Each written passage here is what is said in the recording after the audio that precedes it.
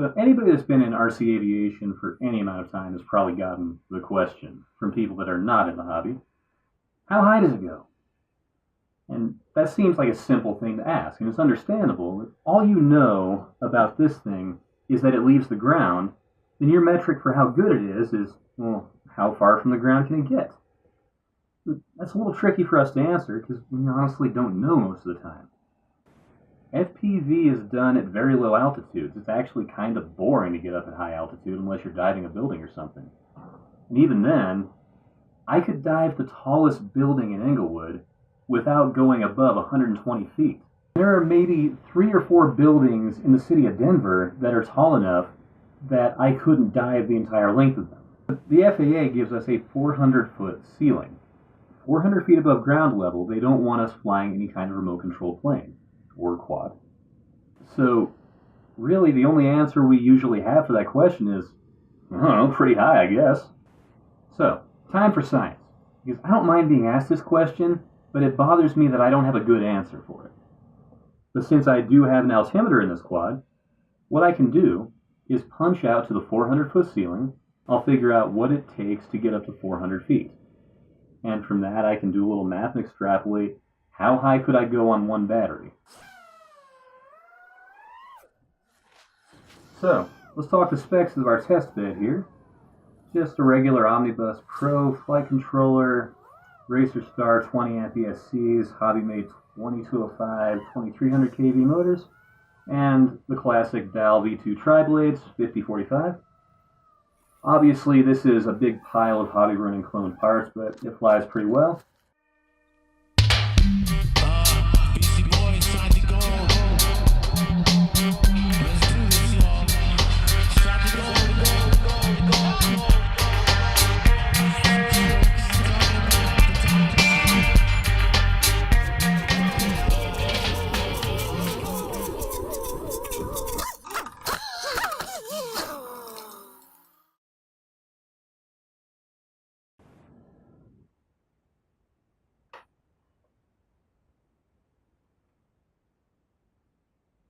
Lock the doors.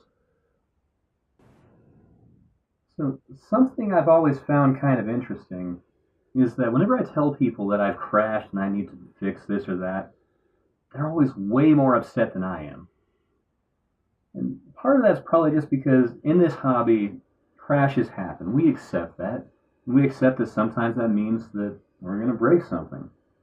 And that might not be just common basic knowledge to someone not in the hobby. But I think this is also another case of that same unfamiliarity thing, like the how high can it go question. People that don't fly mini quads don't know how modular all these parts are. They don't realize how easy it is once you know what you're doing. So what happened? Let's do a little post-mortem about how this guy came to be so crooked. Let's start with what went right. What did I do that didn't screw up? Not much, really. Well, it was a fairly windy day, and my big concern was that the wind would push me out of the park. And I didn't want to have to fly over somebody's house, or God forbid, fail-safe over somebody's house. So I was actually set up at the upwind side of the park. I was thinking of what will happen when the wind catches hold of this thing. It was about 20 miles an hour at the ground level, so this thing actually moved pretty well once I got it to 400 feet. When I found this quad, I still had video signal, just no camera. It was black screen with OSD. So the camera's not talking to the flight controller some way, somehow. But I think all my electronics survived. The frame is toast, but I think I can just transplant this thing.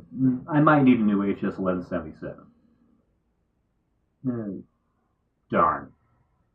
This is a risk you take. When you fly, sometimes you crash and sometimes things break. So what went wrong? Well, first off, I'm an idiot. I am one of the goody two-shoes that has his ham license. I should know about antenna orientation. But on the day, I started out with a warm-up flight, and because I was doing FPV, of course I'm staying low to the ground, but my position within the field was in the middle, so I would be flying to my left and to my right, so I didn't want to fly into my dead zone, so I oriented my antenna like this. It seems counterintuitive that if you point your antenna at your quad, you'll get less signal, but that's what it is. And also, if you're familiar with these Devo 10 radios, this is not the stock antenna. The stock antenna is a 5 decibel gain, which means it actually has a larger dead zone, but way better signal in the spots that it does cover. And it's massive. It doesn't fit into my transmitter case when it's mounted up. And normally 3 decibels is fine. 100 milliwatts at 3 decibels, I shouldn't have a problem flying around even a large park. I should have a really good range with this thing. Unless my antenna is pointed the wrong way. And then the last problem is, I mentioned setting up the quad upwind. Well, because I was in the middle of the park, this actually caused the quad to blow across the dead zone of this antenna as it went overhead. So that was not helping. And then when it started to get out of the dead zone, it had blown to a point where it had a line of sight obstruction because there was a tree and a high voltage power line. There's a big tower in the middle of this park.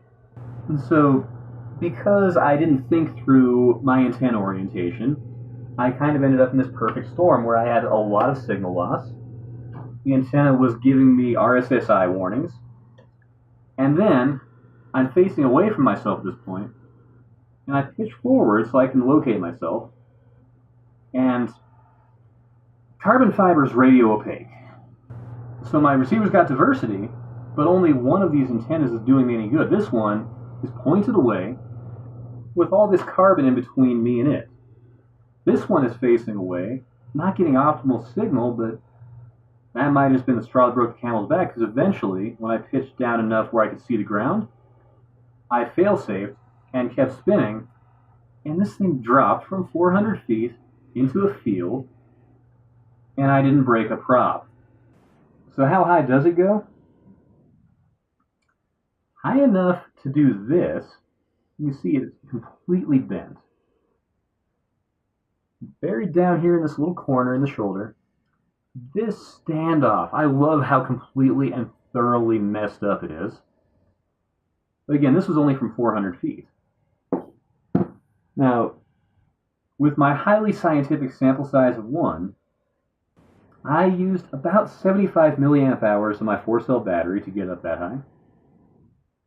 So if we do the math, that means I can get about 17 punches like that on a 1300 amp hour battery. And so if you do the math, that gives you about 700 feet above ground level that I should be able to hit. But when I looked at DVR footage where I've done punch outs before, never to that altitude. Like before this, I don't think I'd ever flown above 300 feet because there's not much reason to, like I said. With those, I was coming up with anywhere from 2,000 to 4,000 feet. These are all way higher than what I'm allowed to fly at, and they're way higher than what I can usefully fly FPV at. There's not much reason to go up there. And so, what's my answer to the question? Because that was the whole point of this, right? Well, I'm not happy with my results. I don't like that I have such a small sample size. But it's a start. At least now I can say, yeah, probably about half a mile to a mile.